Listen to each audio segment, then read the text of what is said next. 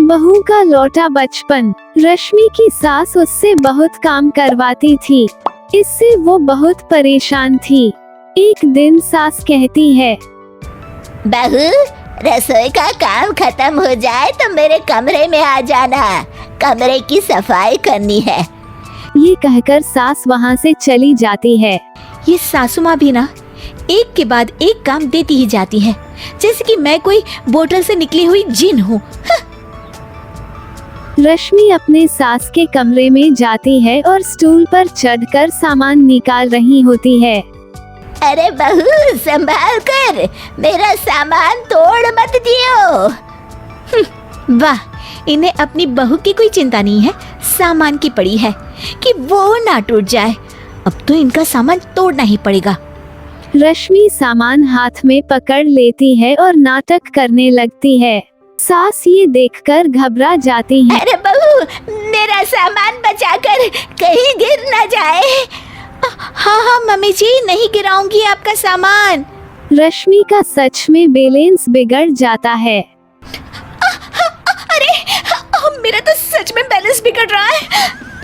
रश्मि stool से नीचे गिर जाती है और उसका सर बैग से टकरा जाता है।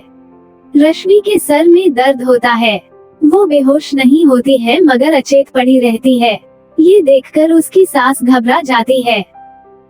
अरे बहू, ठीक तो है ना? तू बोलती क्यों नहीं बहू? ये अच्छा मौका है, बेहोशी का नाटक कर लेती हूँ, काम से तो बच जाऊंगी। सास रश्मि को बेड पर लेटा देती है और अपने बेटे और डॉक्टर को फोन करती है। फिर वो कुछ देर में ही घर आ जाते हैं। सर पर चोट आने की वजह से ये बेहोश हो गई है। मैं कुछ दवाइयाँ लिख कर देता हूँ, ये मंगा लीजिएगा। उफ, वो ठीक हो जाऊंगी तो फिर से काम करना पड़ेगा। क्या करूं?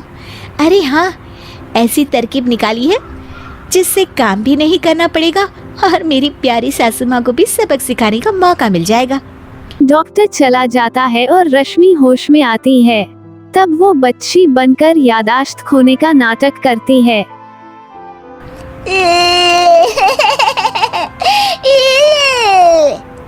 अरे बेटा, ये बच्चे के रोने की आवाज कहाँ से आ रही है? हाँ माँ, मैंने भी आवाज सुनी। फिर से रोने की आवाज आती है।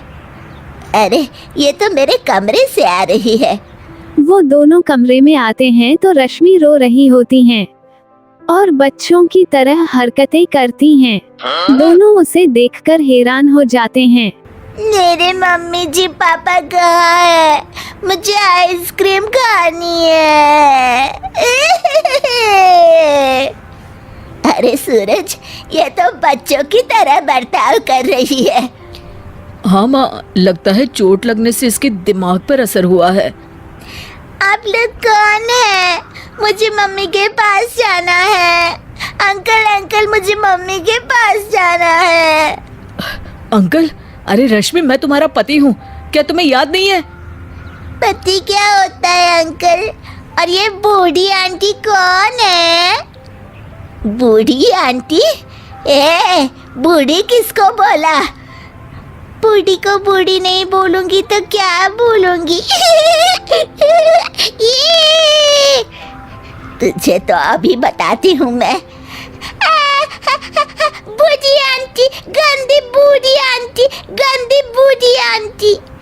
मैं कल ही डॉक्टर के पास लेकर जाता हूँ रश्मि को। अगले दिन रश्मि की सास घर का पूरा काम खुद करती है और ये देखकर रश्मि को बड़ा मजा आ रहा होता है। अरे वाह, इस नाटक में तो बड़ा ही मजा आ रहा है। चलो थोड़ी और सेवा करवाते हैं सासू माँ से। आंटी, मुझे ना भूख लगी है। अरे इतनी देर से मेरा सर खा रही है, तेरी भूख नहीं मिटी। अब क्या खाना है तुझे? मुझे चॉकलेट शेक पीना है। अरे मुझे नहीं आता चॉकलेट वाकलेट शेक बनाना। मुझे चॉकलेट शेक चाहिए, मुझे चॉकलेट शेक चाहिए। अच्छा, मेरी माँ चुप हो जा, लाती हूँ बनाकर चॉकलेट शेक। रश्मि अपनी सास से खूब काम करा रही होती हैं और अपने नाटक का जमकर फायदा उठा रही होती हैं। रश्मि बार बार घर को गंदा कर देती है और उसकी सास बार बार घर को साफ कर रही होती हैं। ए बहू, तुझे समझ में नहीं आ रहा?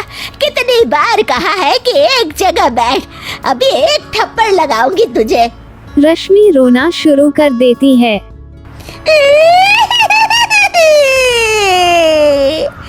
अरे अच्छा बाबा, माफ कर दे, मत रो। तुझे जो करना है कर, पर रो मत मेरी माँ। रश्मि अपनी सास के नाक में दम कर देती है। कुछ देर बाद में रश्मि का पति डॉक्टर को लेकर आता है।